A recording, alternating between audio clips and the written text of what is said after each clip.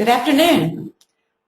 This is Liz Lodeholt, and I am here just to introduce our speaker for today, who is Rob Reppy with Centralized Showing Service, and he is going to do the presentation today on all these great new features and maybe some old features of CSS. So, Rob, I'm going to turn it over to you. Okay. Does everybody hear me okay? Yes. We can hear you here. Okay. Yeah, show my screen. There we go. Yep. Everybody see me? Yep. Anyway, my name's Rob. I'm the regional sales manager for Centralized Showing. So what I'm going to do is go through some of the new stuff. And when I logged in this morning, I just noticed some new stuff as well. I'm basically on the home page, which everyone should be familiar with. Just to cover a couple of things real quick, because a lot of people have not set this up, I'm going to go through some general settings. When you do log into our home page, under your name on the top right, it says settings, and I found a lot of people don't have this squared away. And if you don't have a listing yet, you should go in and set this up anyway. That way, if you forget, it's all good to go. A couple items in here. All the information here we should have. If you want to load your text messaging address below, not only will we send you those email notifications of showings right to your email address, but we can also send them via text message right to your cell phone. But right here where it says showing and feedback emails, I find a lot of people don't have this squared away. And when you click on this,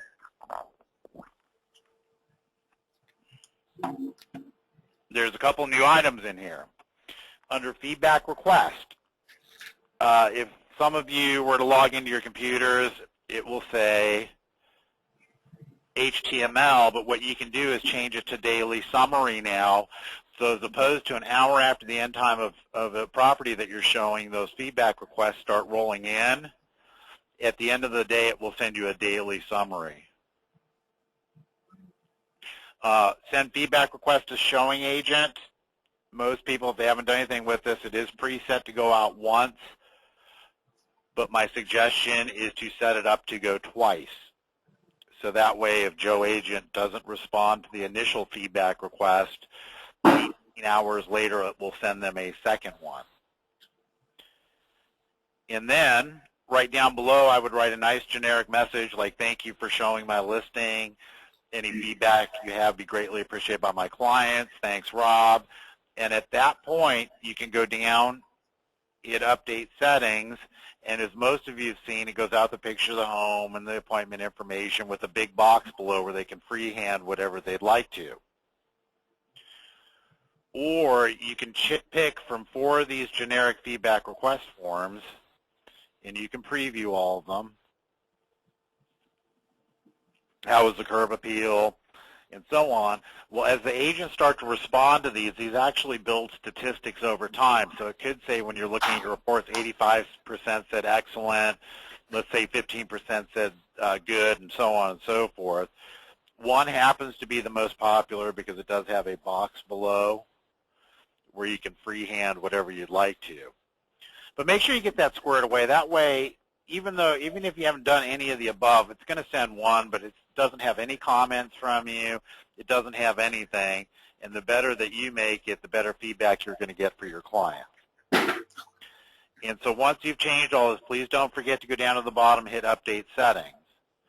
As well as if you want to, right below or above it, it says receive nightly activity report. You can say yes, and if there have been activity on your listings, it will send you a summary of those.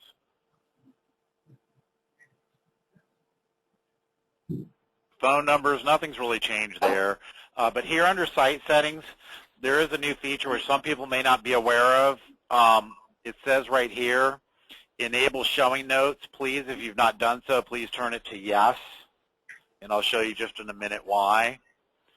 Also, I would suggest uploading your picture. I don't know how many of you have set your sellers up for live website access, but one, it's about branding the company as well as yourself. And if you set them up, the company logo will appear and your picture will appear on the left-hand side of the seller reports. And last but not least on this one, how come my thing is, there we go. This is also brand new, the calendar on the far right. You can actually go over here and you can sync the appointments on your listings to Outlook, Google Calendar, if you're using Apple, Mozilla, or whatever, but you can sync all those appointments you've had on your listings to your calendar if you choose to. So those are some of the new things there. Next place I'm going to go is showings on your listings. When I just told you a moment ago to enable showing notes, what will happen is whether you're looking at a listing-specific report or you're going here on showings on your listings, which is just a quick snapshot of all your listings in the activity, this bar will appear, add showing notes. And the reason we brought that into effect is because before, if you picked up the phone and called them and manually entered the feedback, it blocked the request from coming in if the agent decided to finally fill it out. So here, let's say, for example, where it's got a green check arrow, it says showing setup, and let's hypothetically say it says two feedback requests have gone out, but good old Cindy Smith isn't responding. One of the things you can do is go down here, click Provide Feedback Now, pick up the phone, and try to get a hold of that agent, type the feedback into the system. Or you can slide over here to our Harass and Abuse button, which is Request Feedback from Agent. What that does is it brings up your original feedback request message, and you can say, hi, Cindy, write a more personal note, and hopefully you'll get the feedback. But let's say you've done all of that, and you've sent this multiple times and so on, and they've not responded. Then you can go up here to add notes and put, I've called this agent X amount of times, I've sent, X amount of feedback requests, and they're just not responding. So it appears both on your reports as well as the seller reports. So they know you're doing your job as the agent and trying to get the feedback, but that particular individual is not doing theirs by providing it. Okay, I want to find. Here's a survey, and just as a generic for those of you that haven't seen them, you can click View Summary, and if you set up the sellers, they can do the same thing as well. So if this were a real one, of course this information would be different, but just a little example there for you. One of the other things, and I don't know if anyone's noticed, let me see if we got an example down here. There we go. Anytime an appointment's canceled, and as long as the buyer's agent tells us why, you'll see reason for cancellation, scheduled wrong, addressed by accident, or it could say clients canceled, or whatever the case may be. Even though you get the email notification that it's been canceled, as long as, again, they tell us, you'll see that information there. I'm going to slide over here to the listing page. A couple new things here.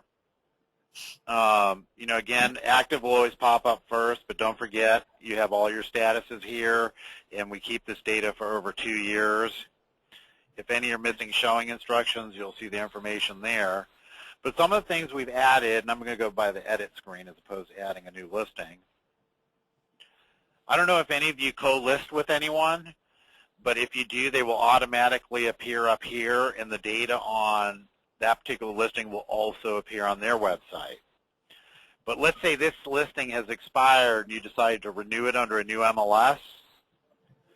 You can slide right over here to the right where it says Copy a Listing and Instructions. And when you click on that, you can put in the new MLS number here and tell it what part you want to copy over, hit Continue, and it'll copy all the data over to the new MLS number.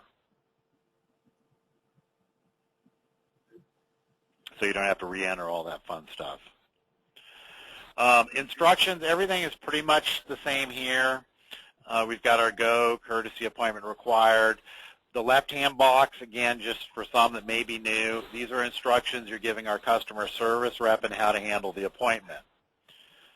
One suggestion now, just because the market being what it is, I don't know if anyone has any homes that are 24-hour notice required or prior day.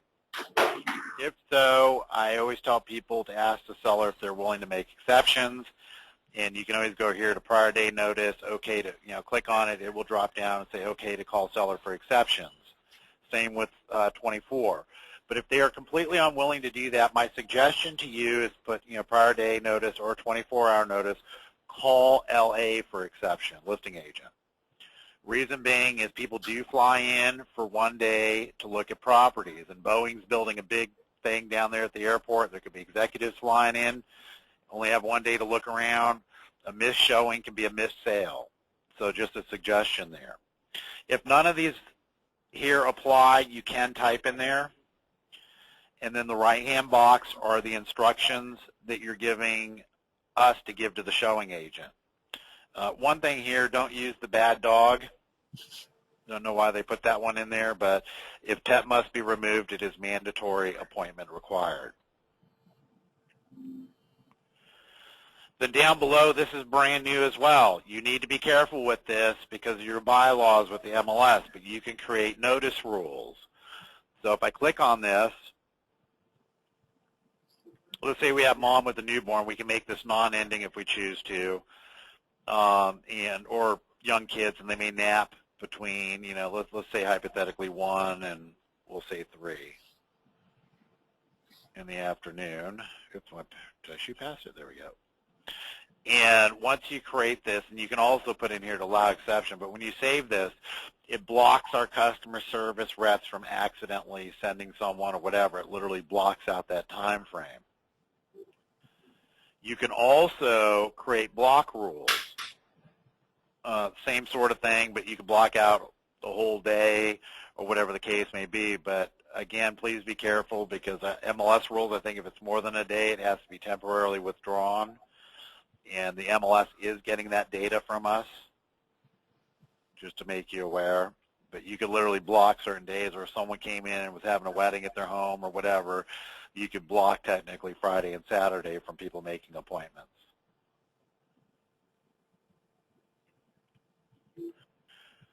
Alarm and entry, that's the same, but here, seller's info. I don't know how many of you set your sellers up for live website access, but if you haven't, you're missing the boat. We do surveys. We send them out to you to have you fill them out. We also send them to sellers, and it's the one thing that they really like and will help differentiate you from the other guy. Don't assume because we're board wide that everyone uses this to its fullest potential. They don't. So you put in the seller's full name, their home email. You set them up with a password. I would come up with something that's mutually agreeable so if they forget, so they don't forget. If they do, I'll show you where to pull that. But here, should the seller be able to change showing instructions? That's your call. I don't advise it one way or the other, but you do have to be careful with people. But here, should an email be sent allowing the seller to authorize a showing online? Absolutely. Not only do we call out on behalf of agent owned, but we can also generate an email to the seller in which they can confirm that appointment. And if you do turn that on, if they hit confirm, they need to know that they've confirmed the appointment and they are not going to get a phone call at that point. Should the seller receive showing notification by email? Absolutely. It's a reminder, especially if the left hand forgot to tell the right hand that someone's coming to show. They've got that email reminder. Should the seller have access to the listing journal? Please leave it to no. The reason being is if you haven't set it up, they don't know it exists. But if you turn it to yes and you haven't done anything with it, you're sending them to a blank page. But right here, where did I lost my arrow? There we go. Should the seller receive feedback by email when an agent provides it? Now, again, you know that as soon as an agent provides feedback, you get it in an email and it goes into the database. Well, you can do the same with the seller. But every once in a while, you get an ultra-sensitive seller. So right above there where it says new, you can actually change this to yes, and it sends the feedback to you. You approve it, and it then releases it to the seller. And then the whole point of this is should sellers see feedback in their showing report on the website? Absolutely. Especially in today's market, sellers need to hear the good, bad, and the ugly in order to get their property sold. Next, contacts. Hopefully it's back here. There we go. Right here, this top section. If your sellers are into the whole text messaging thing, you can load their cell phone text messaging address in here. Not only do we call, we're generating an email which they confirm, but they can also now confirm appointments via text message. And these are really important when it comes to the appointment required because they're the most difficult to set up. So not only are we calling, they're getting an email, they're getting a text message, and some sellers now are responding in 30 seconds. As some people call it, the BlackBerry prayer, and those fingers are off and running. Feedback, that's the same picture. Some of you may not be aware, I mean, this is fairly new, but just to make you aware, you can upload seller disclosures. It is in a PDF format, and there's only one loaded up in here, but what happens is if you do choose to upload the seller disclosure instead of making them go into Solid Earth to find it, when the buyer's agent gets the feedback request, the seller disclosure is attached, so they don't have to go somewhere else to look at it.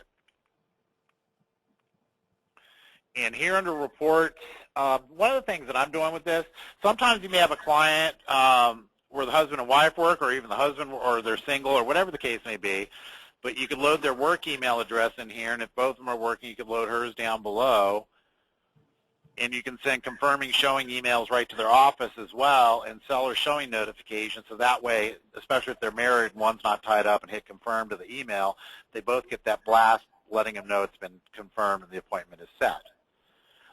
Or if you have investors, you can load all the investors in here, set them up to get seller showing notifications so they know it's being shown, and set them up to get a weekly seller report. Do not put your email in any of these and set up agent reports, because you're already getting all that stuff and you'll just get redundant information. But again, if you have up to 5 investors, you can fire that information off to them.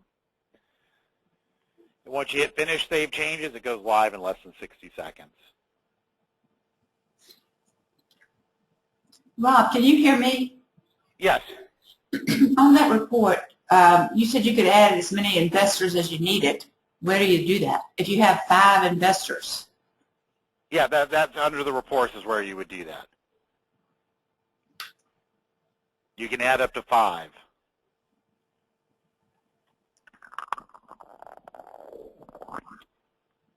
So I'll jump back real quick. But right here, if you have multiple investors on a property, you would just go over here to report, and you can load each individual, investor's email in these slots, and then just set them up for the email, seller showing notification, and a weekly seller report, so they're all included. I'm sorry. This has 5 different blocks. Okay. Yeah, there are a total of 5 of them. No big deal. Okay, let's get out of this. Let's go back here to listings. Now, what I'm going to do is, best way, you should, if you're listing properties or you're going to get one soon, you should be in here on a regular basis looking at your listings. And the best way to do that is, once they're all input, is by clicking on the property address. And it brings up, please don't touch anything in the general information, because we're getting downloads hourly on the listing. So if status changes, price change, or whatever the case may be, we will automatically pick it up. If the seller forgets their password, everything is right at a single glance now for you. But a lot of people have forgotten about this, but since this is listing specific, let's say this property's been on the market for 9 months and everyone says the ugly orange shag carpet needs to go, it's priced too high, whatever the case may be, something's changed on that property. Under agent listing options, please remember there's that little button that says send listing announcement. And if this home's had 30 showings, all 30 agents are going to drop down. And you say, hi, everyone, wanted to let you know there's been a change, put whatever that change is. And one of the nice things, too, and you can deselect the people, but I tell most not to, because hopefully agents have a new client. But you can also send a copy to the seller. And with 2 clicks of a button, you broadcast that out to everybody. But everyone that's getting sent an email, they all get their own individual. So the seller doesn't see they want to Carrie Nicholas or whomever. They get their own individual email. So 2 clicks of a button, you sent that out to everybody. The listing journal that I mentioned, to make sure you keep it off unless you choose to use it, but this is where it would be because it's listing specific. And it looks like this, and it's got a menu of all kinds of different events. If you do choose to use it, please put the start date, end date, and please add comments. It just looks much better when it has comments, especially if you're going to allow the seller to view it. If you're keeping it for your own purpose and records, no big deal. But if you're going to allow the seller to view it, it looks really professional if you put comments. Seller report, again, because it's all listing specific. Sometimes you'll have a seller that's not web savvy but gets email, so the report is emailable, up to 3 addresses, and you can write little comments however you typically follow up with your clients. And if they're not web savvy, it is printable, and you can print it off and hand carry it. Next, showings for your buyers. Again, when you're showing properties, you could actually, if you want to, ignore all those feedback requests and just go down, provide feedback, go to the next one, provide feedback, and so on. One of my suggestions to you as well is if you are out showing a lot of properties, I write off the mileage on my car because I'm a salesperson, and if you're doing the same, I would print this off every 90 days to keep it as a backup to your mileage records. And this goes out 90 days. If you ever need out further, all you have to do is call us and we can pull it for you, but it only shows out to 90 days. A couple other new items. Manage upcoming showings, that's for mapping appointments. But here, try the new schedule tool, and this just popped up, so I didn't even know it existed yet. I knew it was coming. But you can put in multiple MLSs and search and set appointments on multiple as opposed to one at a time. Or you can do here just one at a time by schedule on a listing. And again, you can search by MLS, property address, however you need to do that.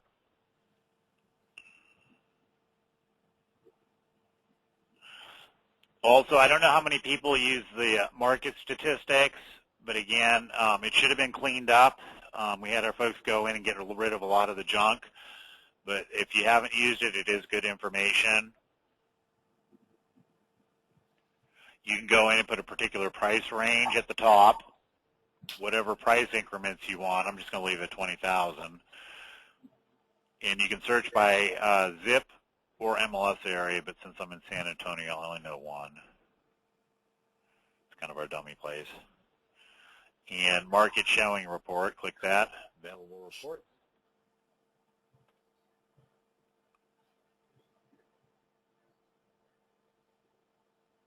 And we're going to be revamping this, but just as an example, you know, you've got $180,000, $1 to 200. It's getting 22.7% of the showings. But if you notice here, $200,000, $1 to 220,000 suddenly jumps to 36.7% of the showings. Or so, you know, you might be listing a property for $199,500. It might be worth bumping it up to maybe $200,005 into the 36% showing range.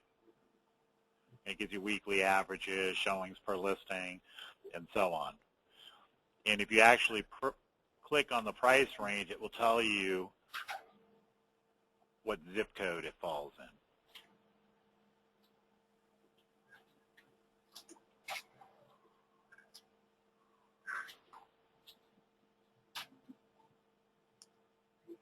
Okay. There we go. So it falls in these. They're not applicable. It's probably someone put some junk in there, but it falls under these 3 particular zip codes. And it appears that the 251 is getting the vast majority of the showings. Or you can do trend, showing trend, same thing. And it breaks it out into, you know, weekly averages in that particular price range. And of course, we've got a fairly wide price range in there, but it gives you those averages.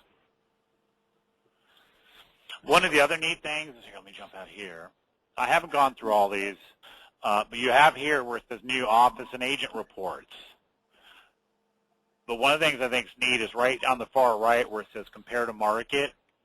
You can click on this. You can pull up one of your listings as a listing agent, select a start date, end date kind of thing, and you can compare your listing to the overall market in relationship to showings.